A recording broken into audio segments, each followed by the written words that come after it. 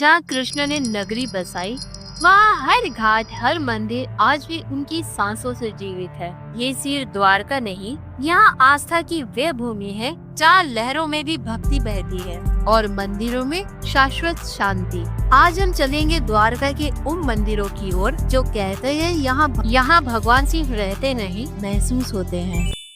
गोमती घाट द्वारकाधीश मंदिर के स्वर्गद्वार से नीचे उतरते ही मिलता है 56 सीढ़ियां और फिर एक आस्था भरा घाट। यहाँ बहने वाली गोमती नदी उत्तर भारत की गोमती से अलग एक पौराणिक जलधारा मानी जाती है, जो द्वारका में गोमती कुंड से निकलकर कुछ ही दूरी पर अरब सागर से मिल जाती है। पौराणिक मान्यता है ये अवरोही गंगा है, स्वर्ग से उतरी हुई एक नदी जो हर पाप को धो देती है। कहा जाता है भगवान कृष्ण ने यही ऋषि दुर्वासा की सेवा की थी और तभी से ये घाट मोक्ष का प्रतीक बन गया। रोज यहाँ हजारों तीर्थयात्री पवित्र डुबकी लगाते हैं, गोमती कुंड में स्नान करते हैं और पास के मंदिरों में दर्शन करके आध्यात्मिक तृप्ति पाते हैं। अक्टूबर से फरवरी इस घाट पर आने का सबसे सुंदर समय है, ठंडा, शांत और बेहद सुखद। गोमती घाट सिर्फ एक स्नान स्थल नहीं, ये वो जगह है जहाँ मन भी पवित्र हो जाता है और आत्मा द्वारकाधीश के चरणों में विश्राम पाती है। कहते हैं करीब 5000 साल पहले अरब सागर की लहरों के बीच एक शिवलिंग प्रकट हुआ। वही बना भड़केश्वर महादेव का ये मंदिर, जो आज भी समुद्र के भीतर खड़ा है, निर्भय अड़िग।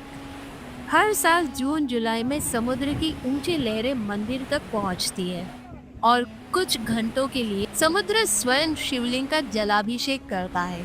ये दृश्य देखना नहीं, अनुभव करना होता है। यह मंदिर द्वारका के मुख्य शहर से करीब 1.5 किलोमीटर दूर है। मंदिर छोटा है लेकिन शांति और ऊर्जा से भरा हुआ। यहाँ का वातावरण मंत्रमुग्ध कर देने वाला होता है। ध्यान दीजिए, यहाँ दर्शन केवल कम ज्वार में ही संभव होते हैं, तो समुद्र के मूड के साथ चलना पड़ता है, जैसे भक्त शिव की इच्छा के साथ चलते हैं। भड़केश्वर सिर्फ एक मंदिर नहीं, ये वो स्थान है जहाँ समुद्र में शिव के सामने झुकता है और जहाँ हर लहर ओम नमः शिवाय की तरह महसूस होती है।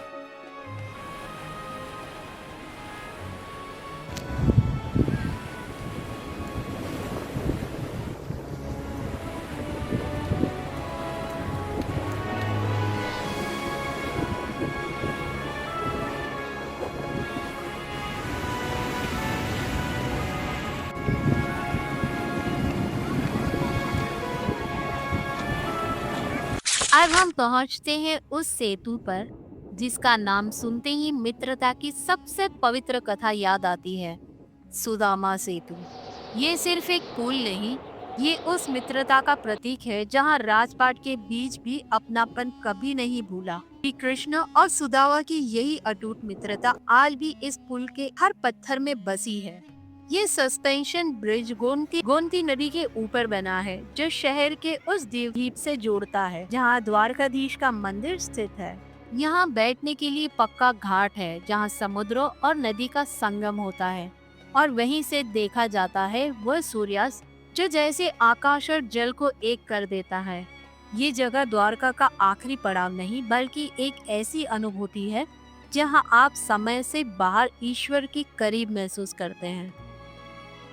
जहाँ शब्द पत्थर पर लिखे हैं, पूरी भगवत गीता के 700 श्लोक इस मंदिर की दीवारों पर खुदे हुए हैं। जहाँ कृष्ण और अर्जुन की विशाल मूर्ति हमें याद दिलाती है कि जीवन भी एक युद्ध है और सही रास्ता सिर्फ ज्ञान से मिलता है। ये मंदिर द्वारका के मंदिरों में से एक ज्ञान का केंद्र है। यहाँ दर्शन नहीं, दर्शन शास्त्र मिलता है। जब शब्दों से शक्ति बनती है, जब मंत्रों से जागती है चेतना, तब प्रकट होती है माँ गायत्री और द्वारका में विराजती है गायत्री शक्तिपीठ में। ये कोई आम मंदिर नहीं, ये है साक्षात ऊर्जा का केंद्र, जहाँ माँ गायत्री पंच मुखों में विराजित है। हर एक मुख ज्ञान, एक दिशा, एक शक्ति का प्रतीक। यह मंदिर ब्रह्म विद्या और आध्यात्मिक जागरण का स्थान है, जहाँ साधक खुद को फिर से खोजने आता है। मंदिर का वातावरण बेहद शांत और शुद्ध है। यहाँ दिन भर गायत्री मंत्र का जाप गूंजता रहता है, जो मन को स्थिर और आत्मा को ऊर्जावान कर देता है। ये मंदिर ज्ञानशाला भी है, जहाँ नियमित हवन और अनुष्ठान होते हैं। गायत्री शक्तिपीठ द्वारका शहर में एक शांत कोने में स्थित है और द्वारकाधीश मंदिर से लगभग 1.5 से 2 किलोमीटर की दूरी पर है। कुछ मंदिर भव्य होते हैं, कुछ मंदिर प्राचीन और कुछ ऐसे होते हैं जहाँ शांति खुद शिव का रूप ले लेती है। सिद्धेश्वर महादेव मंदिर एक ऐसा ही स्थान है। द्वारका की भीड़ भाड़ से थोड़ा दूर ये मंदिर है। कम ज्ञात पर अत्यंत शक्तिशाली। कहते हैं यह शिव सिद्ध रूप में विराजित है, यानी वो रूप जो ध्यान, समाधि और साधना का प्रतीक है। यहाँ ना कोई शोर है ना भीड़, बस है एकांत और शिव की उपस्थिति। मंदिर छोटा है पर बहुत ही प्राचीन लगता है। शिवलिंग के सामने बैठते ही एक अजीब सी ऊर्जा शरीर को भीतर से शांत कर देती है। यहाँ की दीवारें चुप हैं, पर अंदर कुछ बोलता है, जैसे जैसे शिव आपकी उपस्थिति महसूस कर रहे हो। सिद्धेश्वर महादेव मंदिर द्वारका शहर के अंदर ही स्थित है, थोड़ा अंदरूनी गलियों में, लेकिन स्थानीय लोगों से पूछेंगे तो तुरंत पहुंचा देंगे। यह मंदिर द्वारकाधीश मंदिर से 1 से 1.5 किलोमीटर की दूरी पर है। यहाँ शिव शब्दों में नहीं, शांति में मिलते हैं। अब चलते हैं एक ऐसे मंदिर की ओर जो आधुनिक है पर उतना ही भव्य और आध्यात्मिक। स्वामीनारायण संप्रदाय द्वारा निर्मित ये मंदिर दर्शनीय वास्तुकला, शांति परिसर और सेवा भाव का केंद्र है। यहाँ हर सुबह और शाम आरती में गूंजती है भक्ति और हर कोना संस्कारों की शिक्षा देता है।